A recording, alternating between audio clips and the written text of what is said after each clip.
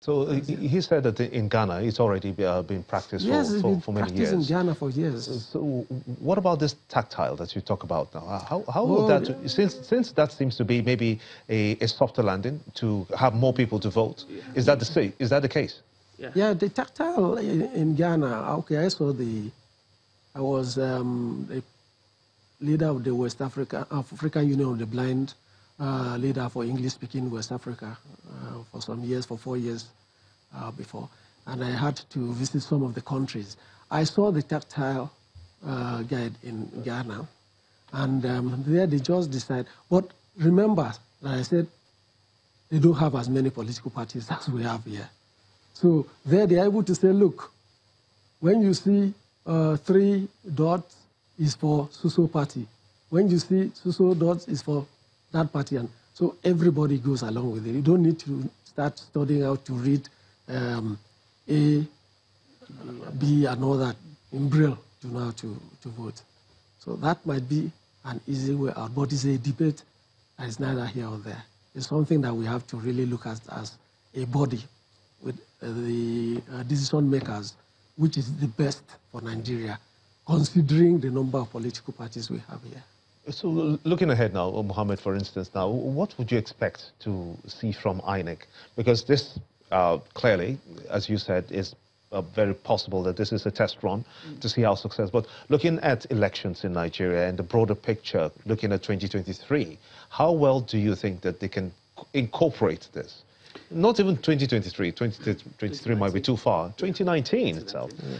I think whatever errors or challenges that they come across tomorrow, it shouldn't deter INEC from continue from this, taking it further in the general elections for next year. For you to come up now to say, because you are faced with challenges with this, you're going to scrap it, we're not going to take kindly to that at all.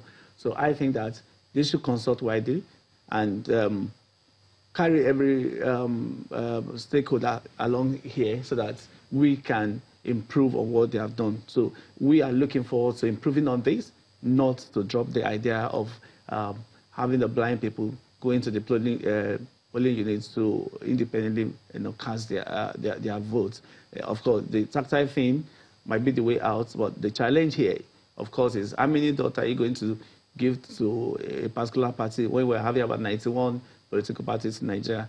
So, and of course, even this current one, I want to appeal to blind people in Osun State that they have to take it they have to be very careful tomorrow, so that at the end of the day, they won't be voting for who they don't want to vote for, especially if they can't read their brain very well, because they are going to take their time to go through all the political parties.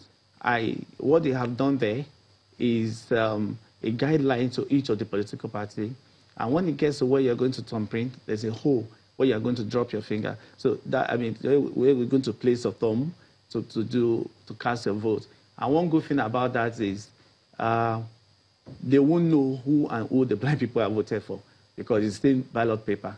The bill is just to guide you to know whom or which party to vote for. Because I'm wondering, this is the figures that we have: 25 million people living with one form of disability or the other. Much fewer than that are visually impaired. So it's huge, because if INEC is bringing in this innovation now, they'll have to look at the whole hog and see how they can accommodate at least 25 million people that have one kind of disability or the other, apart from the ones that that has to do with you using the Braille. But even for people who are visually challenged, and the stark ones, that's the ones I'm referring to now, and they have this challenge of even getting a PVC in the first place to vote.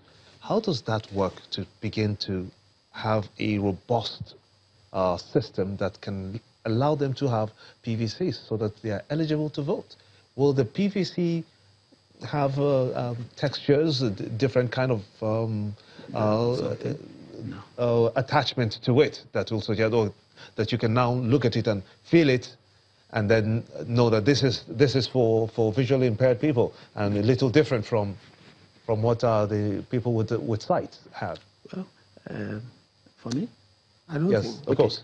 Yeah, I don't think that INEC has even thought of, well, this is my own PVC, and there's nothing for me Great. to know the difference This is between... your PVC? Yeah. Now, let me hold this and see. Yeah. This is actually your PVC. Yeah. So If how it's can you tell if I can't this is, tell. if I just switch this with my ATM I card? can't tell. No, with the ATM card, I will know that. You know with my Yes, ATM I will card. know with the ATM card. But with a PVC or Mr. Console, I might not be able to, except I make a mark on mine, you know. So this is another thing that INEC will have to look into. I don't know if they are going to ask all of us, blind people, to, you know, come back with our PVC, then they're going to issue another one. So there has to be special kind of PVCs for you. Yeah. But now there's not have to depend on you or my phone to confirm if this actually belongs to me. Let me put this back into your hands, just so that you don't misplace that. You'll be needing it to vote in 2019, very possibly too. But this is, you know, I'm really excited about what is happening and this new innovation by INEC, and a lot of people are giving them the kudos. Maybe I should tell you a little story, a very short one.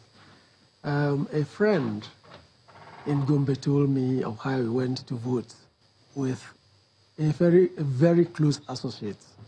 I don't know if that was his wife, but a close associate. And he wanted to vote for Party A. Unfortunately, the friend wanted Party B. And so he told, I'm voting for A, make sure that. So he went, and of course he voted and came out. And then later on they were discussing, he said, he voted, he said, which Party A? You voted for B. Why should I allow you to vote for?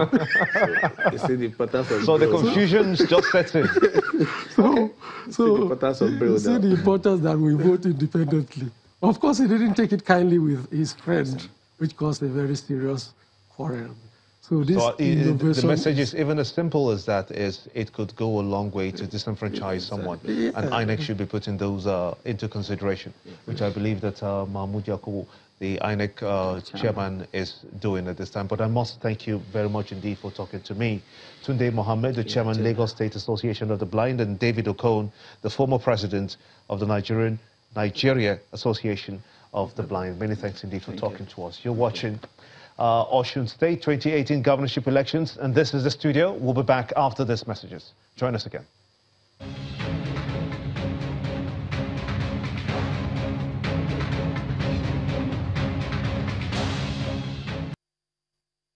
State 2018 governorship election studios, coming to you live from Lagos. Of course, my colleague Seun Okinbaloye is at the other end in Osogbo, the Osun State capital, covering this event that we have started with the opening of our studio here in Lagos and in Osun State. Lots of permutations happening here and there. Seun, you did talk about some of the areas we should be watching. Some of the local government, as a matter of fact, to be watching for you. They may be the big swing local government areas. You talked of Ife Lodun. You also talked of Osogbo. You talked of Ife West and Ife East. But by and large, how well do you think that we'll have that voter participation and voter turnout coming out tomorrow? Gemba, there's a lot of firsts in these elections. First and foremost, this is the first time we will see as much as 48 political parties participating in this election. That's one thing that might bring some intensity into these races. And for the first time, you're finding as much as 5 to 6, 7 heavyweights in this race compared to what you're seeing 2-horse race that we're seeing in this race. So there's a lot of intensity in this race. And let me quickly say this before I come to what you raised earlier. This is a sample ballot paper that you find here. And in this sample, you will see just how much political parties you'll find. 48 political parties. So imagine in 2019, imagine 91 political parties, and that is going to be about ×2 of what I'm holding in my hand, a ballot paper. Should every political party in Nigeria, 91 of them, field a candidate in the election? So it then means that I will be holding a ballot paper that is this large. That's how we can imagine it for 2019 election. Since 2018 Osun governorship election is a pilot, is a test case for what we hope to see in 2019. But Gimba, by and large, let me give you an understanding of how the politics in Osun State plays out. It plays out. They are a cultural people, heavy believes in their culture. They have heavy rustic communities. They are very homogeneous in their relationships with themselves. Don't forget also that they are landlocked. But in a lot of sense, these people have a history of non-violent elections, and that gives you a sense of how much they love themselves and how much they would not like to see blood shed. So it's an election we need to look out for. There are a lot of friends, a lot of former political allies who are fighting themselves and battling it out in this election. And like I said, Ife Central, Ife East, along the local government areas, also Osogbo, which has the largest voting population. These are those areas that we will have our eyes on for this election. And don't forget, Gimba, we have all our eyes in every local government area. Channel Television is combing every local government area to give our viewers the best coverage they can find for elections in the country. Gimba, it's been a pleasant evening, isn't it? It has been indeed, and of course to hear that INEC is able to come up with a Braille system for people who are visually impaired. For me, it's really gratifying, and trying to see that those category of people don't feel left out of our nation building and our nation as a whole, trying to groom this country. But that's the much that we can take for now as we close the studios now for the Osun State 2018 governorship elections. But it will open tomorrow morning at 8 o'clock. We'd like you to join us at that time. But for now, many thanks indeed, and goodbye.